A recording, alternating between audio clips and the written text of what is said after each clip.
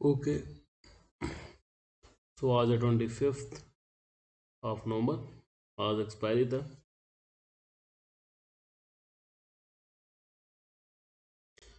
ठीक है, तो एक्सपायरी का अगर हम देखते हैं तो ऑलमोस्ट 2-3 डेज बैक 22 को बहुत बड़ा डाउनवर्ड मूव आया।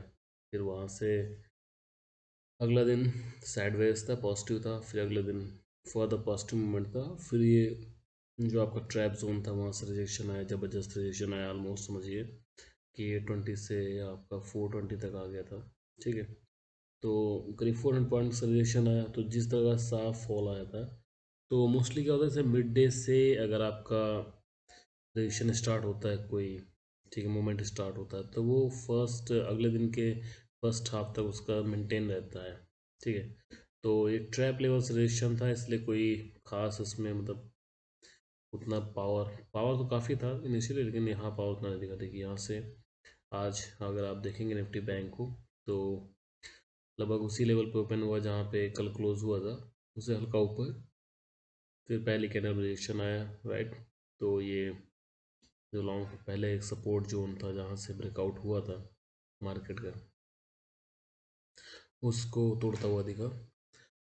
लेकिन अगली कैंडल फिर से बाउंस आया। तो यहाँ पे जो लोग थे जिन्होंने, अब आप सोच साइकोलॉजी देखिए यहाँ पे कि जैसे ये लेवल है, राइट, ये लेवल है, ठीक, यहाँ से ब्रेकआउट लिया था मार्केट, यहाँ से कितना गया था 500 पॉइंट। अगर यहाँ फिर से रुक रहा है, फिर ऊपर जा रहा है, तो अब इस बार फिर 500 पॉइंट जाएगा ऐसा ज़रूरी नहीं है।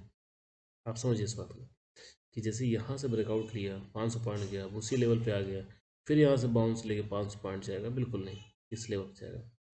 ठीक है, और जो लोग कल ये सेलिंग पे देख रहे थे, तो उनका ये सोचना कि जैसे इस लेवल से है, यहाँ से गिरा, ठीक है, तो सीधे यहाँ आएगा, इस लेवल पे आएगा, राइट। जो यहाँ सेल किए होंगे ना, उनका ये होगा कि चलो ठीक है, जैसे यहाँ सेलिंग हुई थी, फिर ये इस लेवल तक आ गया था, ठीक है, तो 1200 पॉइंट का ड्रॉपेज आया था, तो यहाँ पे हम फिर सेलिंग करेंगे, फिर 400-500 पॉइंट तो इधर आ गया, फिर उसके बाद फर्दर यहाँ पे डाउन आएगा। तो चीज़ें इस तरह काम नहीं करती।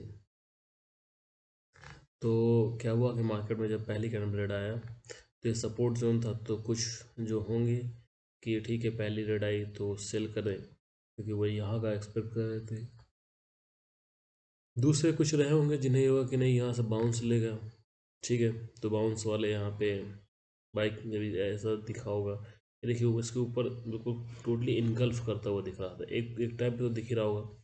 वीक को आप समझिए, वीक की ही इंपॉर्टेंस है कि एक टाइम पे तो इसको दिख रहा होगा ना कि एक टोटली इनगल्फ कर रहा है, और वहाँ से रिट्रेस हो गया। ठीक है, तो जो यहाँ से बायर्स थे जिन्हें यहाँ पे दिख रहा था, अब यहाँ पे दोनों लोग थे, यहाँ से गिरने वालों को था कि यहाँ तक आएगा, क्योंकि यहाँ से गिरता हुआ आ रहा है तो यहाँ तक आना चाहिए।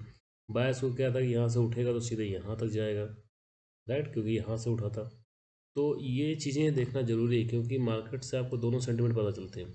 साइकोलॉजी क्या कहती है कि लोग यहाँ एक बार दिखा, यहाँ गिरा, तो फिर दोबारा यहाँ से गिरेगा तो यहाँ तक जाएगा, तो वो चीज़ें फेल हुई। दूसरी साइकोलॉजी जो अभी एक दिन पहले ही जो लोगों ने यहाँ से बाई किया था यहाँ तक गया, तो तुमका ये होगा यहाँ से बाई करेंगे, इस लेवल को तोड़ता हुआ ऊपर तक जाएगा, राइट। तो मार्केट ने क्या किया, नीचे वालों को भी कुछ नहीं दिया, ऊपर वालों को भी यहाँ पर लटकाया रखा। फिर यहाँ पे देखिए जो लोग, ठीक है, यहाँ पे जिनका ये रहा होगा कि चलो ठीक है, यहाँ से देखो दबाव बन रहा है, ऊपर नहीं जा रहा है, फिर रेट रेट आ रहा है, तो यहाँ से लोग होंगे कि देखो जैसे इसके इसके नीचे जाएगा, कुछ लोग ये क्लोज के नीचे आने पे होंगे, कुछ लोग ये मैं जो वीक के नीचे आने पे होंगे कि इसके नीचे का जाता है तो हम सेल करेंगे।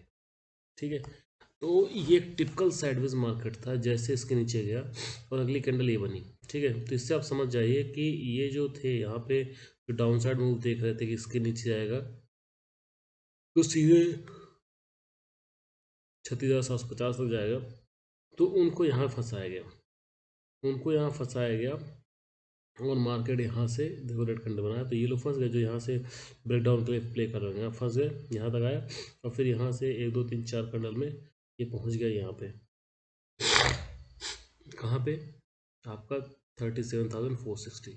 37,460 पे अगर यहाँ पे देखते हैं, तो यहाँ पे जब इसके ऊपर ब्रेकआउट आया था, बहुत बड़ी कैंडल आई थी, तो लोगों को फिर यहाँ पे एक्सपेक्टेशन होगी यहाँ तक तो आ गया है, अब यहाँ से एक बड़ी ब्रेकआउट कैंडल हो गया और सीधे ये इस लेवल जाएगा।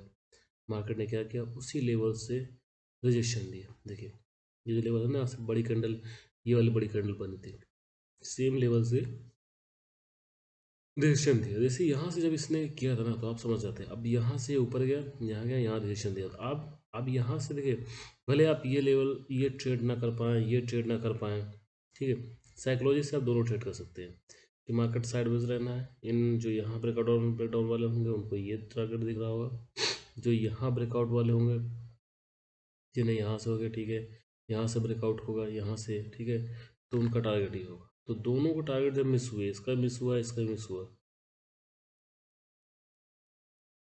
तो ऐसी स्थिति में आप समझ लीजिए कि ज़्यादा, यहाँ देखिए, इसमें तो आप बाई नहीं कर सकते थे, ठीक है, जिन्हें बाई करना बाई कर सकते, लेकिन यहाँ आप ज़्यादा बाइंग का ऑप्शन नहीं था। एक साइडवेज मार्केट, ये जो बॉटम बना और ये जो टॉप बना आज का, इन्हीं ने डिसाइड करके बता दिया कि भाई मार्केट साइडवेज है।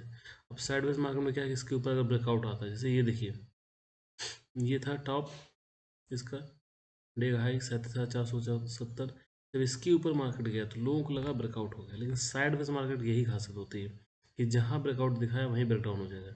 तो इसके लिए आपको अगर ट्रेड करना था तो ये जैसे लास्ट वाली कैंडल थी जो ब्रेकआउट हो जाती है, यहीं से आप मार्केट को पी को शॉर्ट करते हैं। और जिन लोगों ने यहाँ पे पी शॉर्ट किया होगा 7,500 पे, उनको एक कैंडल के अंदर ही 4 to 5 टाइम्स का प्रॉफिट आया होगा। तो भले आपने यहाँ ना लिया हो, यहाँ ना लिया हो, यहाँ ना लिया हो, आपने सिंपली केवल ये, जैसे इस ब्रेकआउट के ऊपर, जैसे यहाँ पे अगर मुझे दिखता कि नहीं इसके नीचे आ रहा है, ऑलरेडी देखिए ये तो बन चुका था, ये लो बना था, इसके नीचे ब्रेकआउट हुआ था तो रिटर्न हुआ था।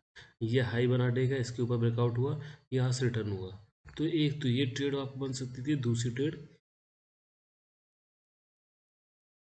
दोनों ही ट्रेड में आपको आप समझिए कि आपका कैपिटल 4 to 5 टाइम्स हो जाता है, दोनों कैपिटल दोनों ही टर्म्स में आपने लिया होता।